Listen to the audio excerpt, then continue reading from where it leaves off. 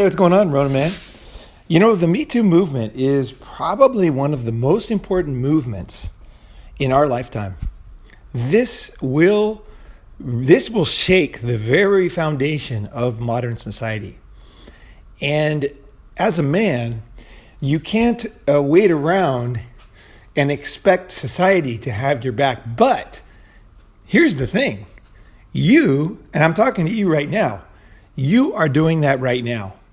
And you're being encouraged by other content creators to do that. I'm going to go down real quick on the Me Too movement and why I think it's so important for you, why and what you should do about it in real life. Okay, this is what you should do. Okay, so this is not other people are wrong. This is not fair. This is like what's going on, what you should think, how you possibly could think that would be. You know, I just think it's groupthink right now. It's like everybody doesn't know what to do. I honestly think men right now are like deer in the headlights. And I mean every MGTOW creator. I'm telling you, and manosphere guy. I'm going to lay down the truth. Okay, so the truth is, first for the Me Too movement, that nobody wants to talk. Okay, look, the two sides are so polar opposite right now that nobody gives the other one any kind of latitude or even appreciation. If you're on one side, you're on one side, right? And you're on the other side, you're on the other side. And I want to give this a balanced view of what's going on. I want to say, first of all, the Me Too movement and general feminism in general was started by legitimate concerns, okay? And, you know, people getting screwed over, things that were not fair, things that you wouldn't want to happen to you, things that don't help the economy, things that are just abuses of power, things like that. So there were, and it's important to recognize this, very, very important. But my final analysis is going to be cutting, okay? It's going to be brutal, okay? This is not giving, I am not saying this for any other reason other than, as a man, before you make a serious plunge into something, you need to be absolutely sure, okay, about what you're doing and why you're doing it. Otherwise, that emotional commitment will be lacking. Okay, so the first thing you got to do is realize that some of the Me Too movement, some of the accusations are very real and they're not fair. Okay, I'm not saying you should do anything about it. I'm just telling you that is the fact. Okay, that's how movements get started. Now, it doesn't mean that it is the movement is right or everything's going in the right direction or that any concern of yours is somehow a sign that you are some kind of abusive, terrible person. That's not the truth either. Okay, the truth is different. So movements get started based on real things. So for example, there was I forget the name of the cancer, but there was a young boy who got cancer and his parents were very connected, very smart. And they started a foundation. The boy died and they started a foundation and it was very successful and they raised a lot of money. And their concern was real because the boy died. It was super, super real. And anybody who watched their videos, read their content was like, holy crap, that's so sad. And they gave money. The problem with that movement, every movement's different. I'm not saying there's exactly the same on any of these, but just give you an idea, is something very real makes a movement, but then later on, things get more confusing or they change. You know, they're used for different purposes. People use them for power, for other goals that are unrelated. So what happened with the boys, I think what happened was, I understand the parents' need and grieving process, and I can totally understand why they did what they did, and I can't in any way fault them for being good at raising money and getting the word out. But for society, it wasn't a very common cancer. It was a really uncommon cancer. And so they raised a lot of money, but then, from my perspective, I saw a lot of the other diseases that could really use that money a lot more, but it's just the nature of the world, okay? Things get kind of started, they catch on in the public zeitgeist and, they just go crazy and then things become unbalanced. So I'm not saying it's exact parallel to the Me Too movement, but I think that, feminism has been, I don't know when it started. I guess it was 1800s. The very, very roots of feminism were in the occult, which is very interesting. I saw a video, I think it was by Diana Davidson back in the day. It was a really good video. I can't find it now. I don't know why, but it was an excellent video where she detailed the suffrage movement and everything. But anyway, it doesn't matter where things start. Toyota started as a textile maker, right? Now they make cars, right? So that's just, things start certain. I'm not making any kind of just listen to the words I'm saying. I'm not saying other things than what I'm saying, basically. So the movement started and had legitimate grievances at the time, and then even until the 70s, And I think too, and this is for the women listening, I really think it's important to understand. I am a thought leader in MGTOW, okay? There's no doubt about it. A lot of people, contact me and my videos get a lot of shares. They're still limited by YouTube. They're like limiting the views, which is very strange, but I can say that the site has traction and a lot of people gravitate to the ideas. We get a lot of guys talking behind the scenes too, right? So it's a very active group, right? So, but even in all the people I know, and I'm the only person in MGTOW who meets other MGTOWs. Like I have, live events. I get to meet these guys in person. They tell me the truth. Obviously, they trust me and tell me the truth. I have yet to meet a guy or even hear of a guy who legitimately does not care about real cases. Really, I serious. That's important to know. Like guys that I meet, that share privately, they might be angry, they might be unhappy, they might have gone through a lot of stuff. They might not be in the best, mental state at all times. I'm not saying that, but they're real people, right? Dealing with real life, right? And some of them terrible divorces where they're, one guy's homeless. There's some really difficult things guys are going through, and that is that's mentally not easy either. But at the same time, these guys are fucking awesome.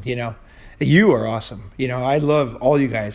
Seriously, this is the thing that gets me up in the morning and makes me excited. Thinking about all this stuff and helping people and being part of it. And I get a lot of help too, just by being involved. But anyway, none of these guys really are telling me hey, legitimate assaults by men against women should be covered up, or they're not important, or how she feels doesn't matter.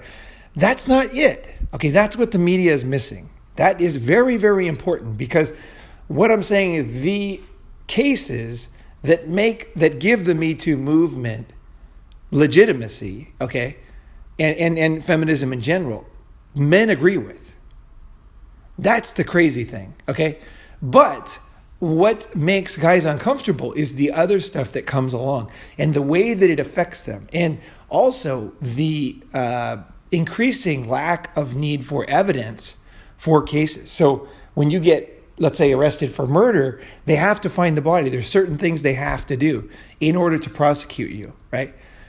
The problem from a guy's perspective, is a lot of the stuff that is being accused doesn't require any evidence.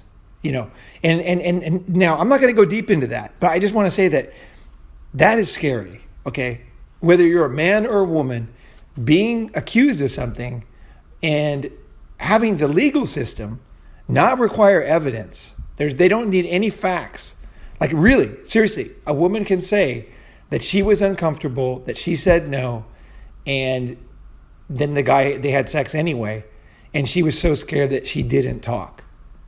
Now, I'm not saying that could never happen. I have a friend who married a very, very dangerous guy who was insanely crazy guy and very well armed.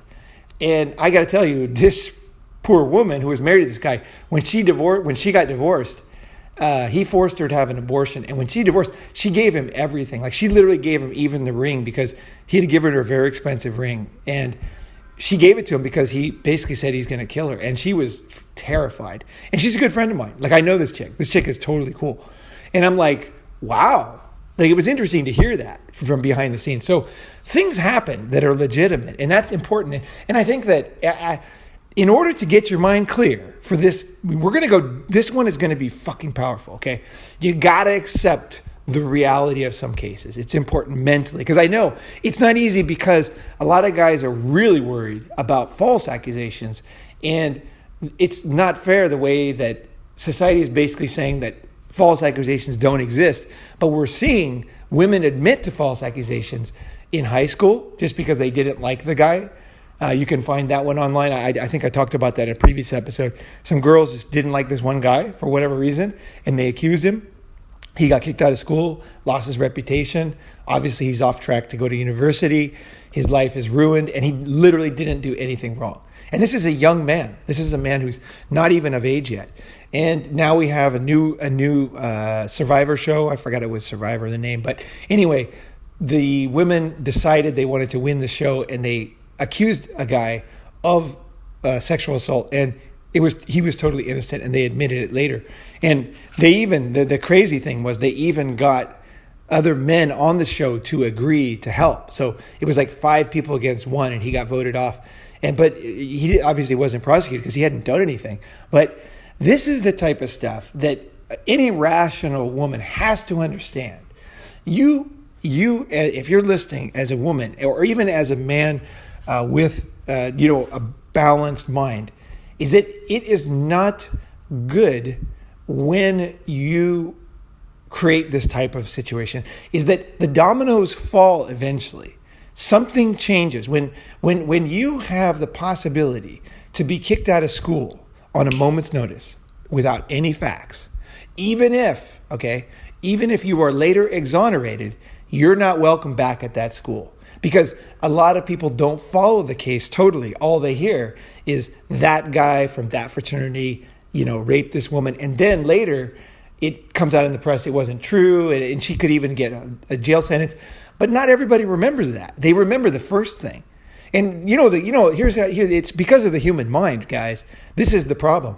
So for example, like this is the classic right here that I always remember, is that there were some gold medal winners at the Olympics who got a lot of, they were up on the stage, they got their gold medal, everybody applauded them, they got all kinds of sponsorships, Russian athletes, American athletes, and then 10 years later they improved the drug testing skills of the machines, got better, and they kept the blood on hand and they tested it, and they found out that in fact they had cheated with a drug that was ahead of its time. And then they took the gold medals away and they gave them in like a very quiet ceremony that nobody watched, right? And obviously nobody's going to even know about this. People know the Olympics. They don't know about some random ceremony of a guy getting gold medal. It's like, what is that for? Like, there's no Olympics going on right now. Maybe that's an old story or whatever. People just don't click on it. So the human mind, so those guys who got that gold medal, and then they got all kinds of praise. Maybe they had tons of sex, like definitely at the Olympic Village. I've been to a lot of Olympics. I love Olympics. And there's a lot of sex going on, and it's awesome. And the girls are in good shape too. So that is going on. So he got all that. Then he got the money. Then he got the sponsorship. Then he might have got married. He might have children now. Whatever it is that guy wants, he might have gotten it. Okay, he might have got like whatever, like on TV, might have, like in America, they get on the Wheaties box. There's a lot of things. Now, later, 10, 20 years later, if they lose that gold medal, most people will not be aware of that. So the guy who cheated wins, really, and then the guy who won lost, because the guy who was, 10 years ago, now he's not in good shape and he gets a gold medal. He doesn't get any sponsorships. Nobody knows him. There's nothing is going on. Like it's kind of fake, right? And the problem is it's because of the human mind. So to understand this type of thing, how it affects society, you have to understand the human mind, right? So men can be accused and they can lose their job. They can lose a lot of things based on something that's totally not true. And even if it is proved true later, the guys still lose. Okay. And that's important to know. It's important to know because even if you make it right, you can't make it right. You can't make it right. Okay. You have to understand that. When someone has been accused of a crime, especially a crime like this, human minds are very simple. And there will be balanced, intelligent people, maybe 1%, 2%, 3% of the population that will say, wait a second, my emotional brain says this guy's a perpetrator, but I know logically that he isn't, and I'm going to go with that, and I'm going to welcome him, I'm going to hire him, and I'm not going to worry about if anybody else in the company still thinks the old stuff might be true, that he's tainted from those accusations, because that's the other thing. Even if somebody is exonerated, then the human mind doesn't exonerate them because there's so many cases where people win because they have money or power. So, for example, if Al Capone was exonerated all the time until he finally got prosecuted for IRS crimes, right? But does anybody seriously think that he was innocent until the final one? Like, come on, no. So that's how the human mind works. The human mind just it makes simple decisions. And when you accuse a man of something and he loses his job, he loses his girlfriend, he loses his friends, his self-esteem goes into a spiral, you can't take that back. And so men are like, wait a second, this is not cool. And they're like, I honestly think in the beginning, men were kind of like, I better tell people because if I tell them, they're going to change. And then what happened was they said, guys were like telling their girlfriends, on media, they're like, hey, this is obviously, there needs to be some kind of check and balance here because you can't just accuse somebody with no facts at all. You got to have something, right? You can't just say like, and then the women were like, you are probably one of them. And so that's when things started to change. That's when guys were like, wait a second. Like basically men expected women to be loving and to have their back and to be reasonable. And so they were like in the beginning of this movement, guys were like, okay, I agree. Like, we don't want to have people being raped. That's terrible, assaulted. Same with men in prison. We don't want, people to be blackmailed, all this stuff, right? We want people to get jobs based on their skills, not based on something else, right? So we agree with that. But then when we say, well, but there's one part that's like not fair, and it only goes towards men. It never goes towards women. So, if men don't speak up at that time, then nobody will know because women are never falsely accused of rape, right? It's only men. It just doesn't happen. Like it's just like theoretically it could happen, but it's never happened. It doesn't happen, right? And so men are like, wait a second, this happens. This could happen if it's happening on a TV show, okay? To win a contest, if it's happening to high school students, you can pretty rationally say that this is pretty common and that the original narrative, which was believe women, that every accusation is real, no matter what, you just have to believe women. That narrative is now obviously has fallen apart, but it's still basically the law. Okay, so you're a man, you're sitting here, or you're a woman who have a son, a husband that you care about. What should you guys think? Like, what should you do now? Okay, I got to go into what men are doing now or what men are recommending. Okay, basically men are like deer in the headlights on this one. I have not heard one rational response. Okay, here's the things I've read so far and I've heard on videos and everything. The guys will say, well, I'm not going to hire women. Like this is what men are saying because they're worried. Okay, now again, we are not talking about predators, girls, any girls that are here. We're talking about guys that are innocent, okay? You got to get that through your head. Not every single person is a mass murderer. It is impossible. Not everybody is a rapist. Not every single person is, you know what I mean? Like, it's just like, no. Again, put yourself in the mind of somebody who's innocent, okay? This is important. You're an innocent person, but you're worried about something, okay? And this happened in Philippines with Duterte. He had these like death squads going in and killing people that were drug dealers, but there was a lot of innocent people that were also very worried because, a mother with her son, she might be in a neighborhood with a lot of drug dealing. She was quite concerned that, that maybe he could be killed and then there would be no need for facts, right? So legitimate, right? And so what are guys, what is the recommendation? One of the recommendations guys are saying is, well, like I said, the first thing guys do is they talk to women like, hey, this is not fair.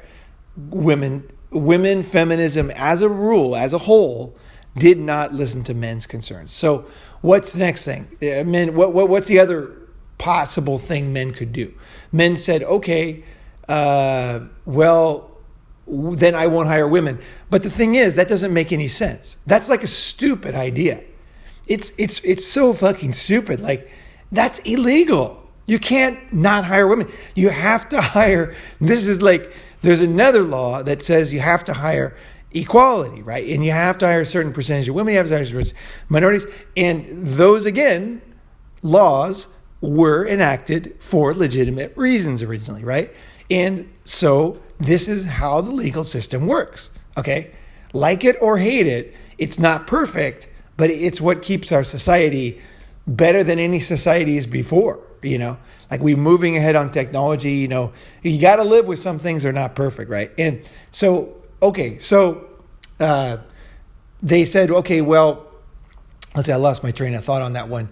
But basically, don't hire women doesn't make any sense. You got to understand, like these are thought leaders telling you the best reaction as a man. And they're not even well thought out. Like it's illegal. It doesn't make any sense. It's stupid. Okay, that's the bottom line. It's stupid to say that. And anybody who listens to that, who's a corporate guy, who hires people, is going to be like, this is a stupid movement. I mean, I understand the feeling you don't want to hire, you don't want risk, right? Of course, that's very understandable.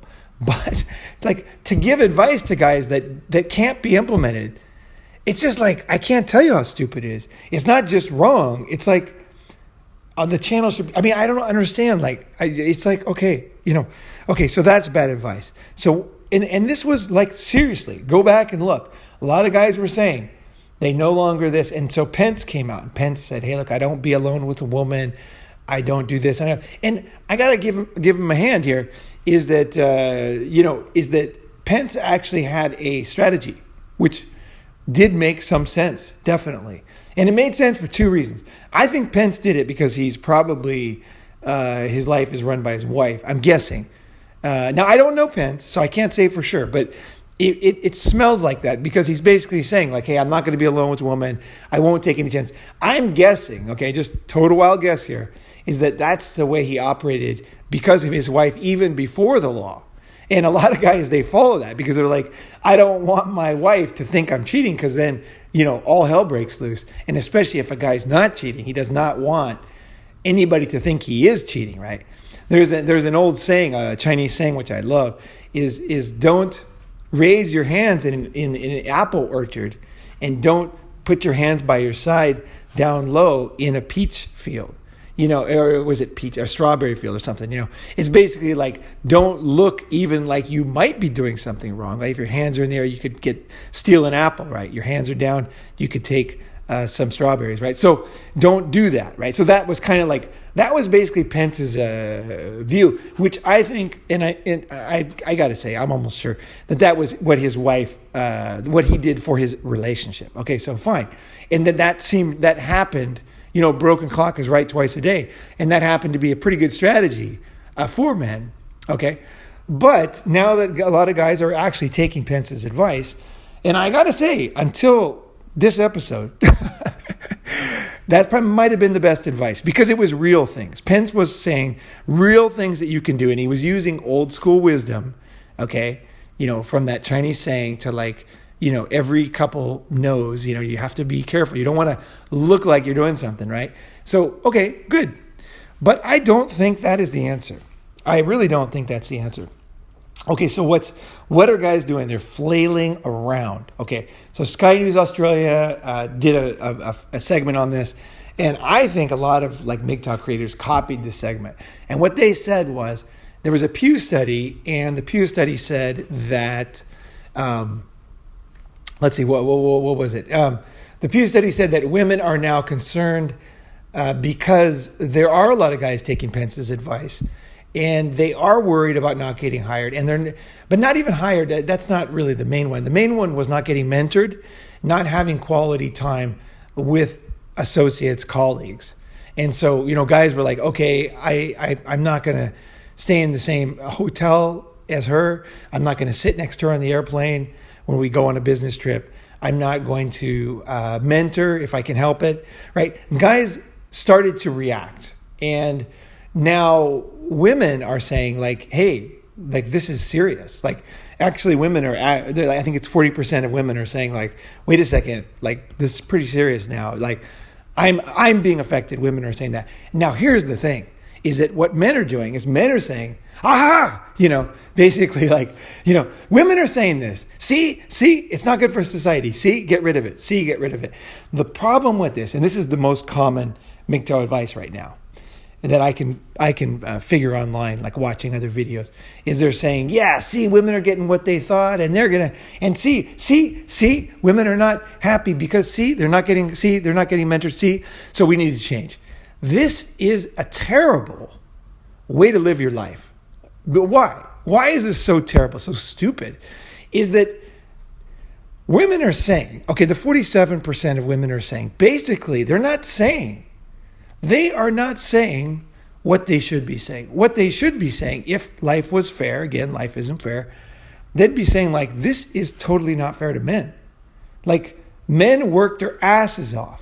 Men die 7 years before women. They give their all to their company. 99% of U.S. military deaths are men.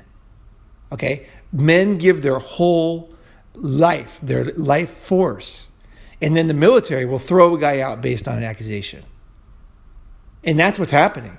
And so what I would expect, a fair response, women would be like, wait a second, this is not fair to men. Men are being pushed into a corner here.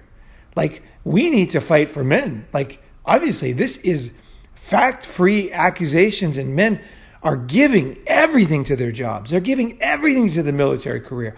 They're giving everything to things, and they're just getting, bam, kicked out of the thing that they fought so fucking hard to get that law degree, to be a lawyer, to be a producer, to be whatever it is, to be a general manager, General Food, General Mills, or some large company, or, to be a commander in the military.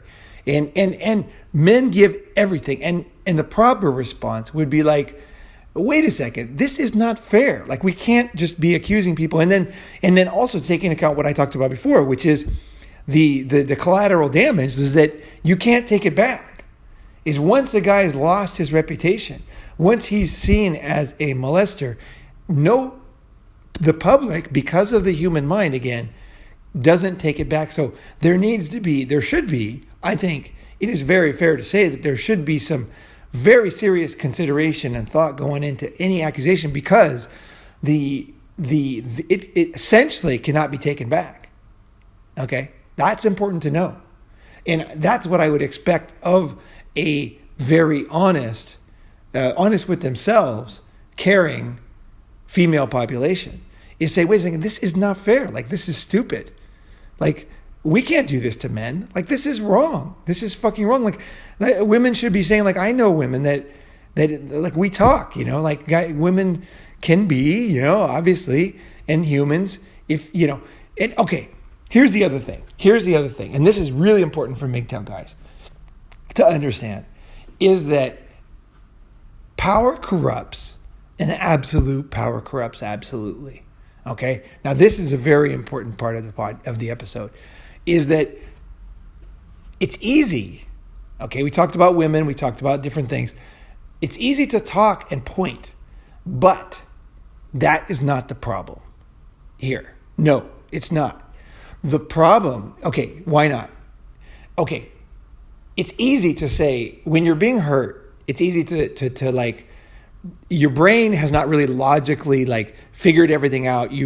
Especially if you've been, something really unfair has happened, your thinking is not completely clear, right? And when you're afraid of something, when you're in fear, it affects your judgment, affects your ability to think. And so I understand that this is complex, okay? I understand that.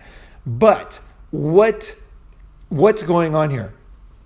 And sorry if I lose my train of thought once in a while. This is like a pretty complex one. But okay, women are not the problem.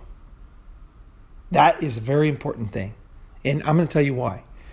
When you give power to anybody, when you give absolute power corrupts absolutely. When you give power to anybody, that is not good. Human beings have basically, like the religions would talk about sin, right? They want things. They're not fair. If they have power, they will abuse that power. And that is just the way it is. And you see that all the time. Whenever you give a lot of power, let's say parents die and there's one person, one child who's managing the will, it's very common for that person to abuse their power and to cut people out and to make it in their favor. It's so easy. And this has nothing to do with gender. It's the same thing with, like, when I went to China, I had to have my company in a Chinese person's name.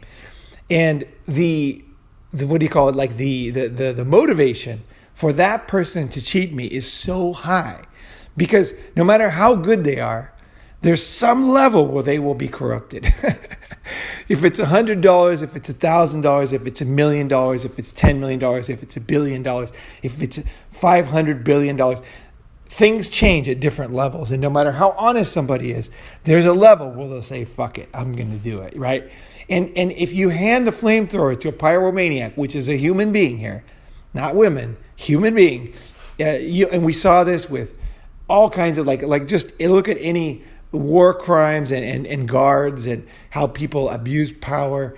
Anytime you give too much power to somebody, it will be abused. That is guaranteed. Okay. Now, when you allow one sex to put the other sex in jail, to kick them off a TV show, to take away their job, okay, to banish them from a military, and even other motivations would be like a sadistic. Like, for example, if you're jealous of somebody, if a child is jealous of another child, they will maybe puncture their tire in their bicycle. They will maybe throw the bicycle into a river. They're going to do stuff to get revenge because of human nature, right? So when you hand too much power, this is why we have checks and balances in government. Okay, this is why. It's so that one part of government cannot force the other part to do something without any retribution. There's going to be some kind of check and balance into the system. And this is what is required right now, but it is not happening. Okay, so I'm not going to recommend that. But that's important to know, is that power corrupts absolutely. And women are being given legal power to take a man's job, to take him out of any running of any situation, to throw him out of the house, to take his children, to take his house, to cause him to lose the things that he cares about, okay? The people around him, the money, prestige. And also, men tend to not do very well at work after they get divorced. There's something in humans. They're like, hey, that guy can't even manage his wife. He can't manage his home. How is he going to be such a great worker? Now, this is not as clear as the other ones, but I'm telling you the reality. You guys have to know logically what's happening to you. And that is true. Society looks that way at you. Like, he couldn't even, they again, it's emotional. It's not logical. It's like, they're like, this guy, there's this other guy, he just seems to have it all together and he's being supported. And you saw this historically in corporations. Japanese wives, for example, or let's say women in the say the 50s, 60s, a man would bring, let's say, his boss, his colleagues to his house, and his wife would cook, and they would look at how well she cooked and how well she managed the house and how deferential she was to decide if he was a good manager of people. And that has gone away, but it still exists. Okay, human beings takes 40,000 years for a evolutionary change to take hold. So even if we logically know, back to the gold medal, that the guy won the gold medal and that he was fucked over and then it's not fair and the other guy cheated, your emotional brain doesn't even remember his name because you remember the guy you saw on TV when you were like in 7th grade. You know what I mean? So human fucking nature. It's so terrible in this thing. And so, okay. So let's go to the conclusion. I want to give you what to do. Okay. So now that I've broken it down, the different aspects of it, there is real no good advice. Probably Pence until now has the best advice. Okay. Do your best to not be alone with women, right? In corporations and this. And I'm going to say some guys, that might be the best advice, even with my thinking here at the end. But I don't think for the vast majority of men, that's the best advice. Okay, technically, we are men going our own way, MGTOW, this and that. And when I give you this advice now, you're going to say, yeah, that's what MGTOW is. That is the heart, what you're saying there. But you got to also remember that no one is saying this. It's because it's not easy to think of stuff like this. You know, it's hard. Like technically, going your own way, and when you hear it, you're like, yeah, that's right, that's correct. That guy's that is the correct strategy. But meanwhile, you're listening to these like channels that everybody's saying basically terrible advice. Okay, so that you have to wake up. The community needs to start thinking more unique fucking thinking here. We need. Okay, I fuck that. Okay, why I don't like it is because what I think you should do is whenever you get fucked over. Okay, whenever you get fucked over, you need to change. Okay, you need to reevaluate stuff. So what does Ronin do? When Ronin gets fucked over, the first thing I think is, I didn't expect that. Okay, so something unexpected happened. Okay, that's important. Okay, I didn't, because otherwise I think most men, what they do is they say, I kind of thought that was going to happen. And it's not true. They didn't expect it, but they can't admit it. The human mind's fucked when it comes to stuff like this. I'm like, wait a second, I didn't expect that. What happened here? What? I was wrong. I had no clue that this was going to happen, and now all of a sudden I'm being fucked over. There's a lot of murky stuff going on. What is actually happening? So my first thought is, 1, be honest. 2, who's my enemy here? Because whenever you get fucked over, there is an enemy. Okay, whatever word you want to use it, competitor or whatever. Let's just say competitor, whatever word you're going to use. Doesn't matter. The basic thing is somebody is doing something not in your interest. And in this case, I'm going to say it's something that's not fair. Okay, or not cool.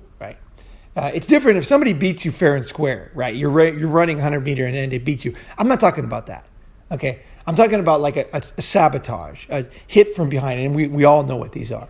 So who's my enemy here? So who is your enemy? Is it women? That's what most guys think. No. Who gives the power to women to put you in jail, to accuse you of things without any facts? Who does not care about your mental health? Who is not worried about the effects on your life as a man? Now, I'm not going to say this to get revenge, but you need to know who the real enemy behind everything is.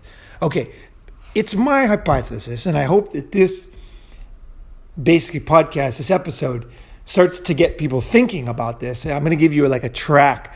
Now, the logic is absolutely 100%, okay? But what are the real reasons? I'm open to hearing, because there could be things I'm not thinking about. There could be things I'm weighing improperly, priorities. But my thinking is this. Your real enemy is the situations where you could be Me Too'd, okay? So where can you be Me Too'd? Can you be Me Too'd walking down the street? No. You're not going to get Me Too'd walking down the street. Are you going to get Me Too? Let's say you have your own website, you're making money, you're working by yourself, and you're taking money, you're doing a service online, drop shipping or whatever. And can you be Me Too'd? No, not really. I mean, you really can't. I mean, you're very independent. You got your thing. You're not hiring anybody. You're not working with anybody. You're making money, and maybe you're very social outside that, but you're not going to get Me Too'd at a restaurant. I mean, just look at it. No one's getting Me Too'd at restaurants. Nobody's getting Me Too'd walking down the street. Where are they getting Me Too'd? They're getting Me Too'd in careers. So, for example, in the military. In the military, you are literally giving up your life. And you can be Me Too'd. And no matter how hard you work for this career, you can be sabotaged and you can be absolutely expelled from the military. And when you leave the military, it is tough because everything you built is not useful outside the military. The military is a very different environment than any other business. And every military guy is listening going, yep. You might be lucky. You might have got helicopter flying skills or some kind of aircraft maintenance skills that are useful. Like you can be like a civilian contractor to the military. Those kind of things definitely exist. And there are a lot of successful. I have a lot of friends in the military, ex-military, and I've actually helped a lot of guys to be successful after they left the military because I realized how difficult it is. I got very close to military guys because I used to volunteer at 12-step meetings on the military bases in Japan. I made hundreds of friends, thousands of military friends, and they would come to me for advice and they'd say, well, I want to leave. What do I do? And I realized it's not that simple. It's like difficult to leave the military, actually. It's easier just to stay on until you're 20 years and then get your retirement. But for guys that do want to leave, it can be tough. There's real winners and losers here. So you're in a position where you're working for a company. Okay, let's just call the military company. And if you are accused of something with no facts, okay, this could, again, we're talking about you and you are innocent, okay? And you're wondering, what should I do? How should I react? You could be accused of something fact-free and you could lose your position, your friends, your living arrangements. You could lose your the path that you were on to a 20-year retirement. You could lose your health benefits. You could lose a lot of things and all at once. And this is really common because someone might, for example, the military will relocate you to a new area. If you lose your job, you're going to move back home. You lose all your friends, like people that you hang out with, your daily lifestyle. You got to sell your car. It's pretty difficult, right? And even if later on it's proven to be incorrect, I mean, it's just like the damage is done. You're pretty damaged and you're already on a new path, right? Even if the military said, hey, you can come back. Which is not common, actually. It's not common because the companies don't like to do that because they're also worried about the human mind, like all these other people who won't believe you. It's so stupid and so sad, but it's true. And so they're just kind of like, okay, well, and you're on your new path, you're going to go do it. So, okay, you could lose everything as an innocent man, and nobody cares, and it's very, very painful and very, very expensive. And could even lead to like total despair or alcoholism or something that would be, like pretty tough, right, to deal with, right? New problems, right, on top of the old problems. So that can happen in the military. Where else can it happen? Where else can you be Me Too'd? You can be Me Too'd at work, especially corporations. Corporations are the classic example of being Me Too'd. And in corporations, there's a lot of motivation, human nature here. We're not talking about women. We're talking about power corrupts. Absolute power corrupts. Absolutely. Whenever you give the guillotine to people, they are going to use it. They are going to use it. Okay. Whether they're men or women, if you give the guillotine, they are going to use it.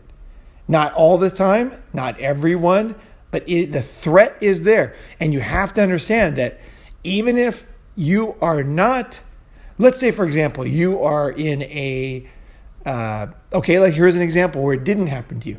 Let's say that you are hiding out and you are ambushed in Vietnam with your guys, and everybody is shot right in front of you, and you are not shot.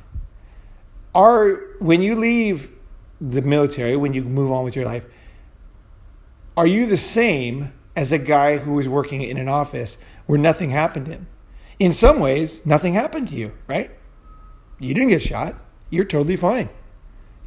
Maybe you got a promotion for like doing something in that battle, but mentally you're fucked up, man. You saw your friends' guts everywhere. It's like a really difficult thing to deal with, right? So sometimes even if you don't get Me Too'd, you are being Me Too'd now.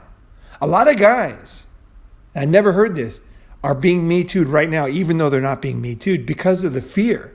Because rational, intelligent men understand risk. And they say, wait a second, I'm at risk every single day. Anybody wants my job, they can come and they can accuse me, even if it never happens.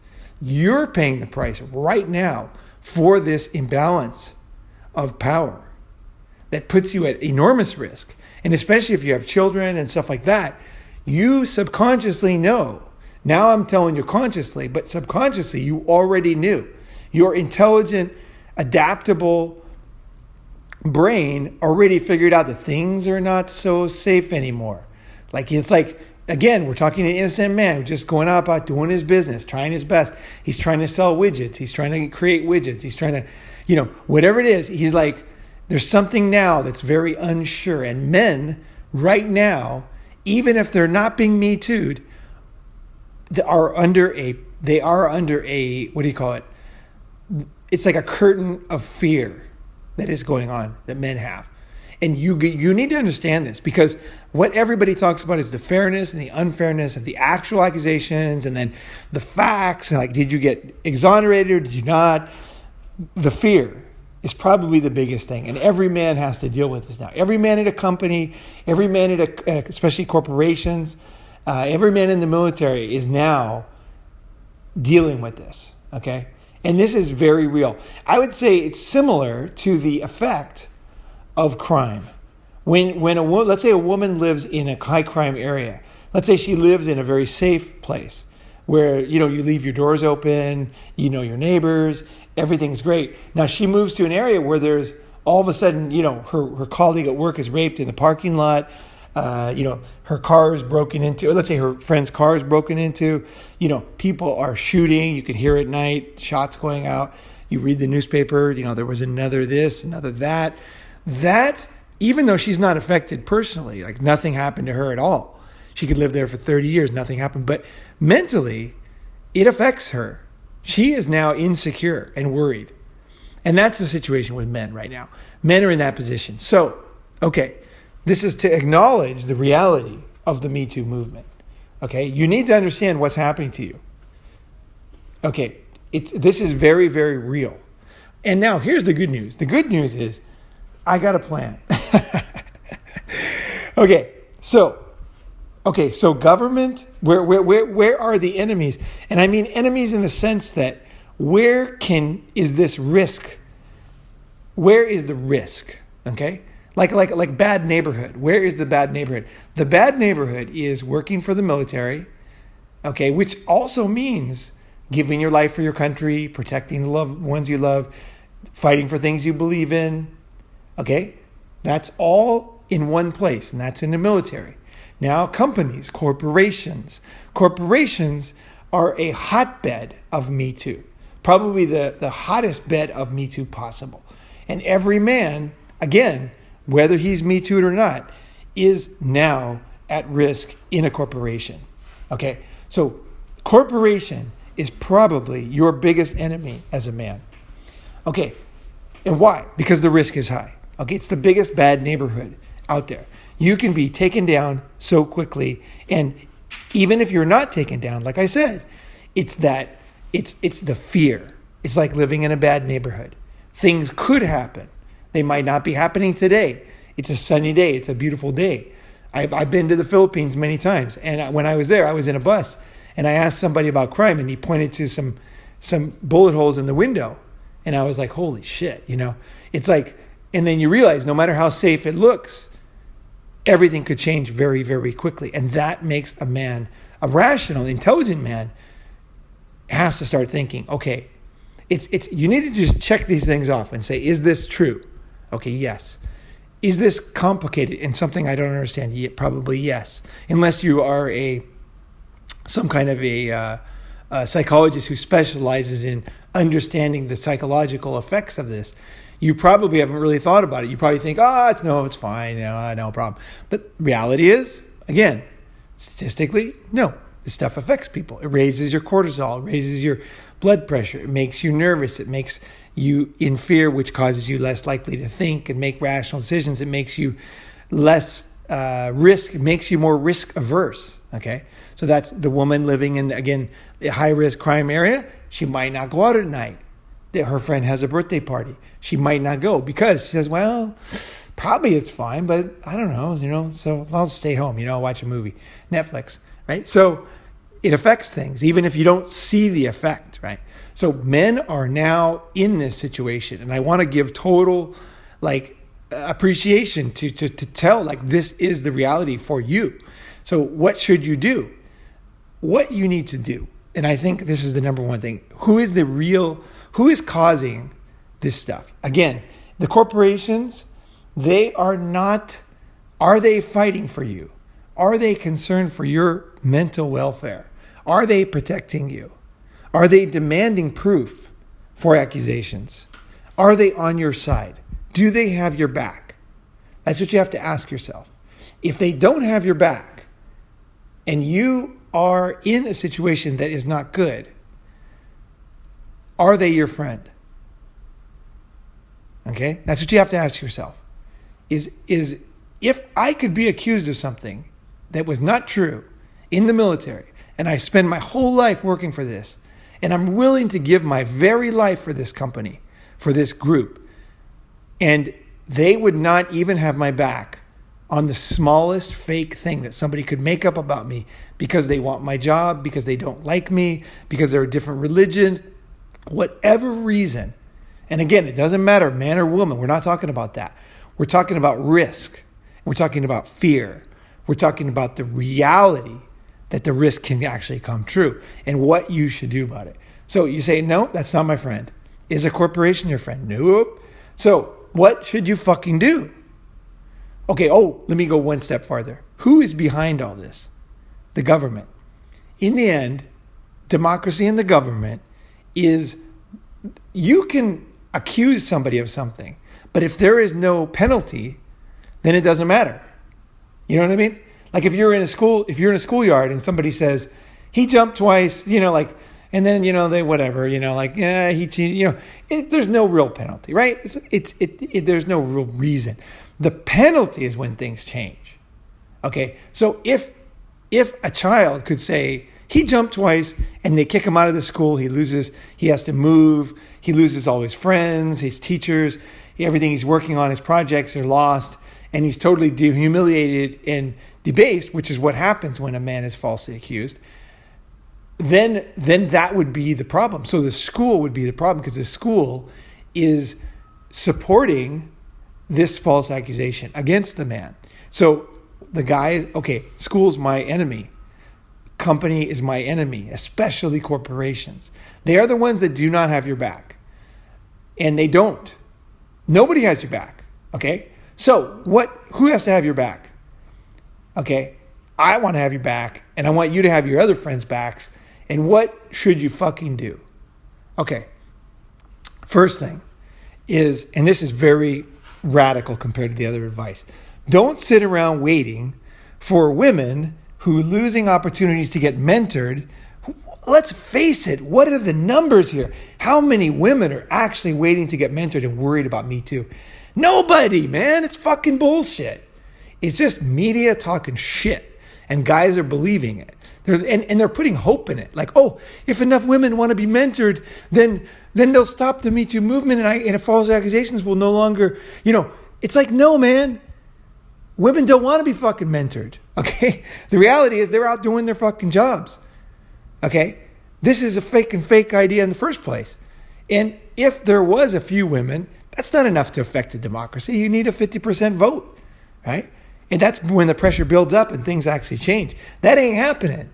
There's not enough women who are worried about being mentored, worried about being, getting a social group. Here's what's probably going to happen. Now, I'm not saying that, but I'm guessing. What they're going to start to do is they will start to target those guys who don't hire women, who don't go to spend quality time with the girl. And they're going to instead of doing what they should do, they're going to do the opposite. They're going to start fucking hammering you. They've already got you on the run. And now they're going to lay in. They're going to say, you didn't spend time with her. And then, so you're going to be fired because you're being unfair and you're not giving her job opportunities. They're going to start to fire you for that. They're going to go deeper. They're going to double down. Okay. There's nothing in my mind. I have not heard anything that changes my mind on this. They're going to double down. They're going to say, it's like they've already put you in a corner based on a bunch of things. And now you're trying to get away. They're like, no, hammer that guy. He's not spending time with women. And they'll have some kind of tribunal probably and say, if this did become a big issue. Now, I don't think it will. But if it did, they would not take your side. It's already going the other way. Okay? So whether it'll happen or not, it's you have to understand the situation. It's like the dam's already fallen down, the water's going through the town, and then you're sitting there going, it's going to stop, or someone's going to help me, or women's needs to get mentored are going to save my fucking career. Are you out of your fucking mind? That is bullshit. It's not going to happen, okay? So what do? You gotta say, okay, I gotta reevaluate my whole life here. Men are very giving, and men have a sense of fairness. Okay, and if you don't, then stop listening. I'm just saying, guys that do. I do. I know a lot of guys on this podcast are like, yeah, I care, right? Okay, so let's just give you an example. Let's say that in the old days, IBM had the best sales training in the world, and IBM salesmen would get hired after they got that training because they were the best trained salespeople in the world, right? And also, if you look at small company presidents, ex-IBM guys are the number one target because the training was so good in the old days for these men and women, and they had the skills to manage a large corporation. And so, but let's say that you went to IBM, you got a job at IBM, they gave you the training. Technically, logically, probably the smartest thing to do would be to quit the company right away. You know what I mean? You got this training, you can't get anywhere else. Now it's on your resume. Just quit the company and go work for somebody else and get a higher pay. Use that skill, move up the line quickly. But why don't you do that? Because it's not fair. I mean, they gave you this training, they believed in you. You're going to fucking pay them back, right? I'm saying, like, it's time to reevaluate that. It's time to reevaluate things like this. Do you owe loyalty to somebody who would throw you under the bus and who is throwing you under the bus now when you consider fear? And I think a lot of guys are not realizing that have listened to this, they're realizing, holy shit, I actually am being affected by Me Too right now, even though nothing's happened to me. My whole life is different and nothing has happened. Okay? So, do you owe loyalty to that company? I would say no. You have to I'm not saying you don't owe any loyalty. Okay, I'm just saying, like, you have to recalculate that loyalty. And you got to say, wait, if I could lose my job, lose everything, be discredited, and let's face it, somebody who is accused of something, okay, this is the reality. If you're accused of something terrible, heinous crime, and everybody knows about it, and then you are later, acquitted. Again, like I said about people that get kicked out of schools, you're never acquitted. Not in the court of public opinion. You're not acquitted. Okay? So what happens is, even if you are acquitted, it's going to be difficult to get a new job because the other companies, they know. They saw the newspaper, they read your name, and then later they find out that you actually were acquitted. It's like, yeah, but like, do I really want to hire this guy as my general manager when he was fired for something that is very unacceptable? And that a lot of my staff it's not their job to read on how innocent this guy is and to study everything. It's not their job. And I know there's a lot of people who probably think he did something that caused, just like Al Capone when he gets off his case, you think to yourself, well, he probably did kill that guy, right? Even though he was acquitted, So that's how the mind works. So the guy is tainted. He can't get a new job. People don't want to hire him. Often he has to change careers, change locations. And again, what does it happen to the guy mentally? Because it's happening to you right now because it could happen to you. You have to understand that. It is happening to you. I'm talking to you. Even if it's never happened to you, it is happening to you because of the culture of fear and the reality that there is a new risk factor. When a insurance company calculates what your monthly thing is, I forget what it's called. But when they calculate that, they calculate all this stuff. They say, does he smoke? Does he do this? What's his BMI? They're calculating all these factors, and you need to be like an insurance company when it comes to, King Solomon takes all the factors into consideration. So you not saying what you should do if nothing's happened to you and your career is great and you're loving it. Maybe you shouldn't do anything, but you should, like an insurance company, you should raise the premium price because now things are different. So I think what guys should do is there's going to be different levels of guys. There's going to be different levels of risk. There's going to be different skill sets. There's going to be different motivations, to change. One of my friends here, he's a corporate guy. He's very happy. Okay, I'm not talking to every guy, every single decision, but what I would say is, let's say, for example, school. Would you want to go to school if knowing what you know now? Like online education is increasing. It's getting so good. Online education is actually, when they do the skills test, is working better than education in real life now. You're getting better results. And that's why online education, maybe it's because the computer is able to give more examples. They give more private time with the teacher because the teacher's not going to work all the time. He can just focus on helping the students and chatting on Skype or whatever.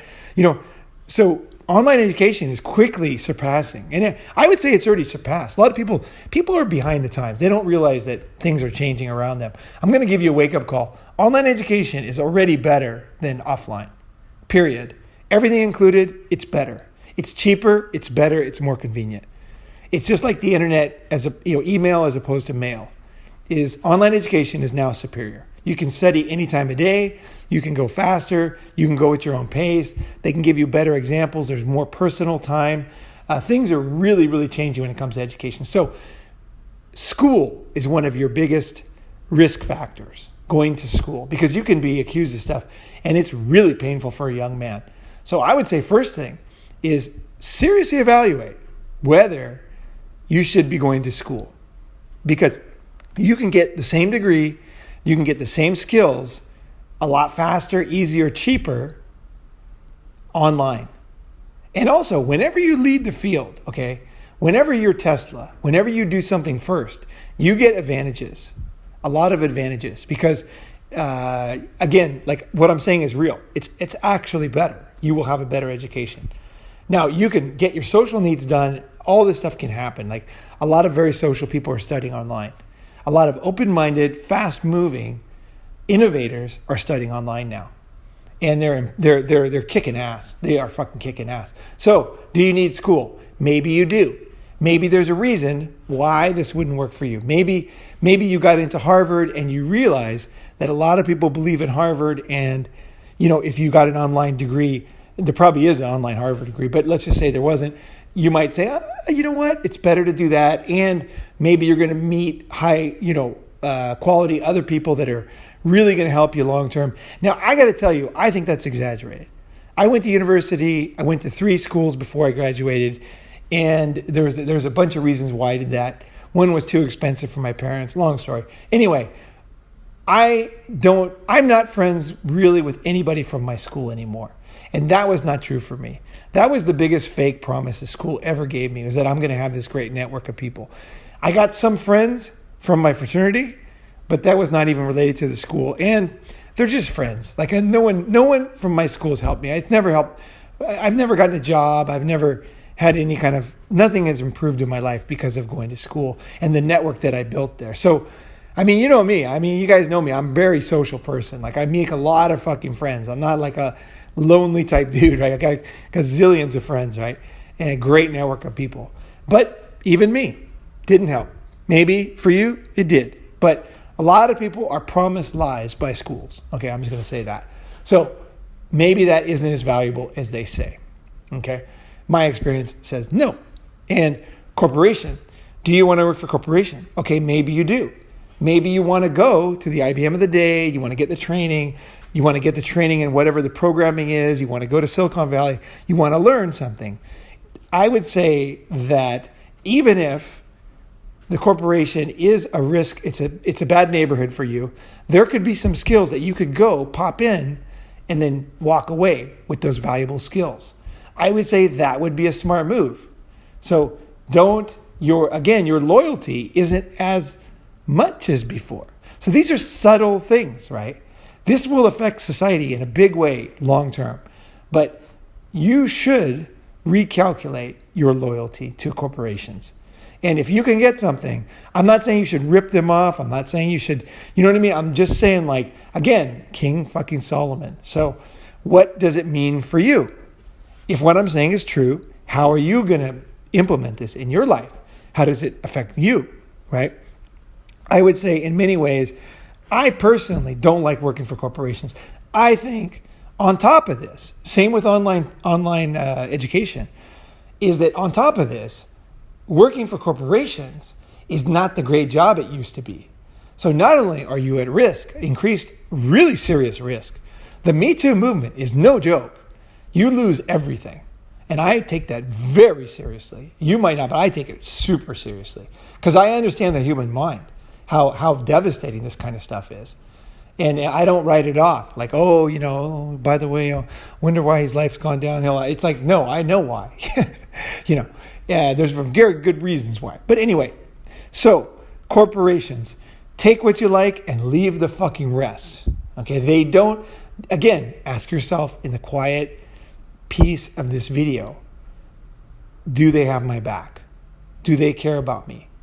And also, again, the jobs aren't as good as they used to be. So in the old days, and this is not their fault, this is just modern days, is in the old days, you got a job, you could immediately, in a corporation, you could raise a family, you could buy cars, you could send them to school, everything was fine. We all know that has not changed. That has changed, and there's no longer, the lifetime employment. So they don't have your back there. They can get rid of you very easy now. It's a new age. So working for a corporation, to me, it's kind of like wearing a fucking outfit from a previous era. It's out of date. It's not really the benefit. It's not really there that used to be there. And this has nothing to do with the Me Too movement. This is just the reality. Fast movers are adapted to this a long time ago, and they started to start their own businesses back in '99 online. They're like, and now these guys are making tons of money, and they have a lot of freedom. So, you can put on your suit, your greasy fucking suit, you can go to work, you can pretend like nothing has changed, but things have changed. And not only that, the Me Too movement has changed. And so you are now at a risk that never existed before, and that is very fucking unfair. And it's very devastating. So I would say, my own personal take on it is basically fuck them. Get what you can and get the fuck out. Get your training. They think you're going to stay forever, and you don't owe them shit. They're not people. They're corporations. Look at what happened to Gillette. It's just like, it's the world is, these things are basically crumbling. And I think governments are crumbling too long term. I really do. I think that a lot of these things that you are going to get away from and move towards is actually a smart move financially too. You're going to win in a million ways by following my advice. It's not just like, hey, run away and hide under a fucking bush, No. Okay, these jobs suck. They're getting worse. Risk is worse. They're not as much fun. Corporations, and this is what women are discovering, is that serious corporate guys don't fucking sleep. It sucks. My friends that are like serious corporate guys, they travel so much. They're always jet lagged. Their life is like really, it's pretty sad. You see them at these expensive restaurants. You see them at these 5-star hotels. They dream of my life. I'm telling you that right now. These guys, they dream of my fucking life. And these are guys who were very wealthy. They're getting like huge salaries, anywhere from $350,000 a year up, and they're everything. All their expenses are covered. They don't spend their own money for anything. Everything is covered by the corporation. And these guys are very, very jealous of me. So there's a reason. Is that secretly there was a big price to pay that men before the internet didn't share information. They just secretly, they like a mule in the field pulling the fucking plow. Now men are sharing and they're saying, wait a second, like, why are we dying 7 years younger? It's because of stuff like this. It's not because of our DNA. We are being fucking used and thrown in the garbage can, and we are being we're not allowed to sleep. We're not allowed to share. You look at a corporate guy, look at his fake fucking smile. I'm serious. You want to see a simp? Go to a 5-star hotel. I've spent a lot of time. Go look at their faces. And look at the guys who work there. They're just so fake. They got this cheesy grin on. Yes, sir, Merry Christmas. It's just like this. It's not even a fucking man. It's like some kind of new neutered fucking toy. It's like pathetic, okay? That's what a corporate guy, that really is an insight into the reality of working for a corporation. You can't really be a unique person there. So all these things together is you don't owe them shit and there is no benefit. And the quicker you adapt, it's early bird gets the fucking worm in every industry. in every business. Okay? So when you leave and you start your own business, it might not be easy. You start like your online internet thing. There's a lot of things. I'm going to talk about this at the Melbourne Summit. I'm going to have some very smart guys giving advice about possible ideas that you could do. We're not selling any business thing, okay? It's just like talking about what industries work and the reality. Just like I'm talking about the reality of the corporation, I'm going to talk about the reality of online business. It's not fucking some kind of unicorn and rainbows either. You need to know what it's really like. You need to know the risks. There's some serious risks that you might not know about. One of them is online payments. You can be shut down like that. So we're going to talk about some very difficult things that I learned and other entrepreneurs online learned that will help you to make a better decision. So you can move not only away from an old, crumbling, lame situation to a more smart, unique, based on, okay, here's the thing. Here's the mind. One of the mindsets that I always had when I start businesses is I think, am I totally average in this? Okay. Am I below average in this? Am I above average in this? If you are average or you are below average, you are better off working in a corporation. So basically, if you have no skills, okay, then if you're a slow learner, let's say you have brain damage from, let's say, a motorcycle accident, you are better off in a company or the military. Because, no, really, this is not making fun, I'm serious. Like statistically, if you're under the 50%, you're better off there. So if that has happened, whether it's by bad luck or whatever, you're better off. You're going to win by basically living off these corporations because you're going to get a good pay. Everybody kind of gets the same pay, right? Same different. Once you get to a certain level, you get the same pay as the other guys at that level. So your uniqueness is not being rewarded, but that's to your advantage. If a guy's stupid, he's better off there because just milk the fucking place. You know what I mean? Just go in there and fucking do your job and fucking leave. Don't fucking think about it. That's a good strategy. But let's say you're not. Let's say you're intelligent and you know that you are better than the average person at this particular skill. Not in an ethereal sense, not as a man, but let's say, like, for example, for me in sales, my sales skill is very, very high. I'm usually number one. Okay. Now, I don't do sales anymore, but I learned a lot, and sales was a really great career for me. And I really, really enjoyed it. I really, really enjoyed it. And I learned a lot about the human mind and my own mind. A lot of my insights come from sales experience and understanding how corporations work, I didn't work in corporations, but I sold to corporations. So I understand how politically they work, how the different divisions connect, how people think, how people get promoted. A lot of stuff I understand. Like I was obviously recruited for 8 years too. So I did a lot of top level talents. I interviewed all those guys, thousands and thousands of guys. I sat down with and had coffee, and I understand exactly how they succeeded, what were their mistakes, what were their successes, and what they did, right? So corporations, let's see, I lost my train of thought there. So basically just use them, get what you can, and get the fuck out. It's probably the best advice. And the reason is, it's not for revenge.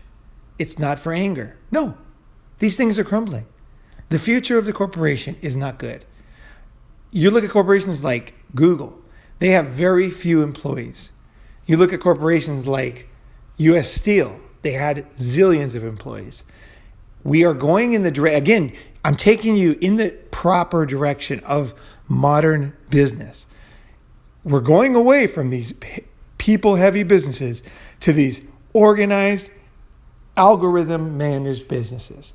So the jobs are less secure, and that's also because of technology. So I recommend is that after you've reevaluated the risk and you've reevaluated your loyalty and you've seen what the bad neighborhoods are, schools, companies, governments, do you owe your life to your government?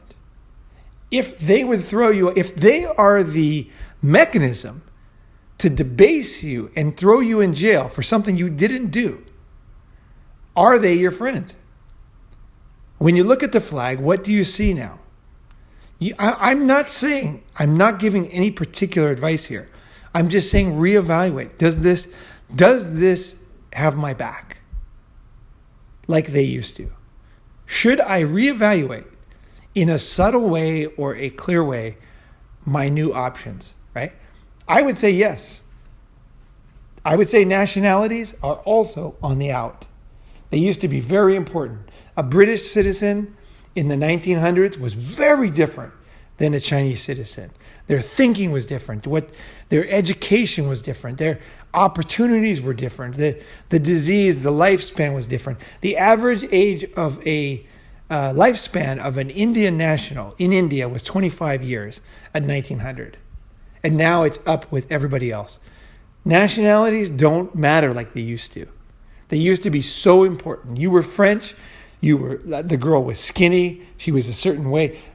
People were so different back in the day. Even when I started traveling in the 80s to Asia, when I moved here, I remember like people were so different, you know? And you saw Americans that have like a cowboy hat on. You know, it was now I can't even. There's a Finnish guy out right now in the laying around and by the pool. I'm looking out at the pool, and he looks like anybody else. It could be California, Australia. I don't know. You know, everything has become more similar. So your uniqueness as being from a certain country, the benefits are just not there like they used to be. Now, I'm not saying what you should do with it, but I'm just saying like if the country, let's say, is asking you to give your life, but they would throw you under the bus, denigrate you, cause you to lose your house, your job, put you, already not care about the fact that you are under a lot of stress and fear. It's not necessary. It's not fair, right? Don't sit around waiting for people to change. Just say, you know what? For now, okay, nothing is permanent. You say, I don't have the same fucking loyalty.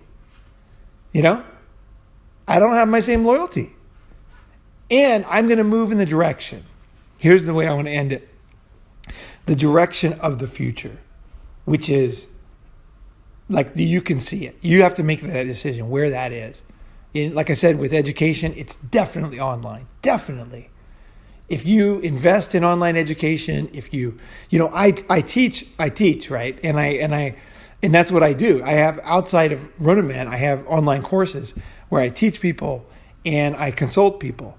And that's where I got a lot of my experience and that I'm bringing to Unblackmailable and to my mentorship programs is I take a lot of things that I learned about how to do it, how to help people online, how to connect.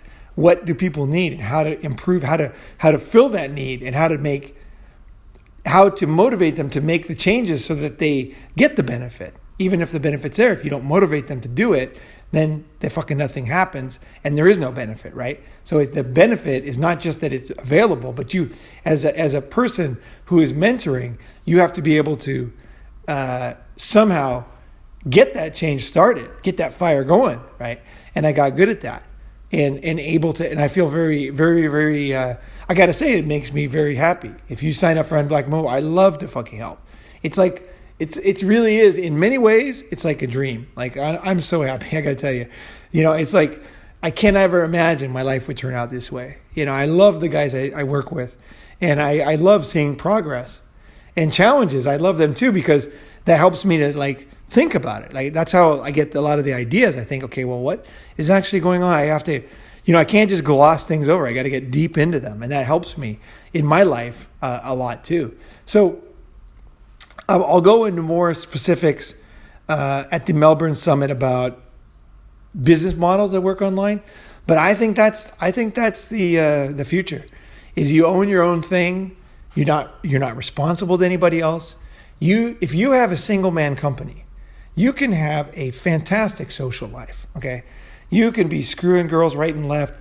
You can be banking money. There's nobody backstabbing you. I mean, of course, you always have competitors, of course, and it's no easy thing.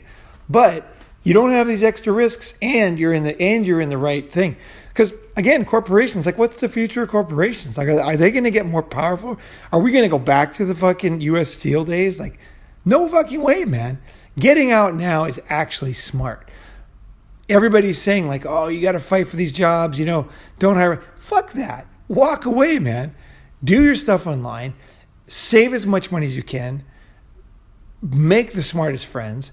And it is not easy. I'm going to say, and I'll talk about this at the summit. I will end on this, is that making a decision about working online is no joke. Okay. So I'm not saying just do it now. I'm saying get ready. Think about it. Think about it. Who has your back? What's the future? Where should you be going? All right. Hope this has been enjoyable. I hope this has given you a new mindset for the direction that might make sense for your life, right? And the direction to go away from. Yeah. So anyway, I appreciate you guys being there. I hope you guys have a nice day.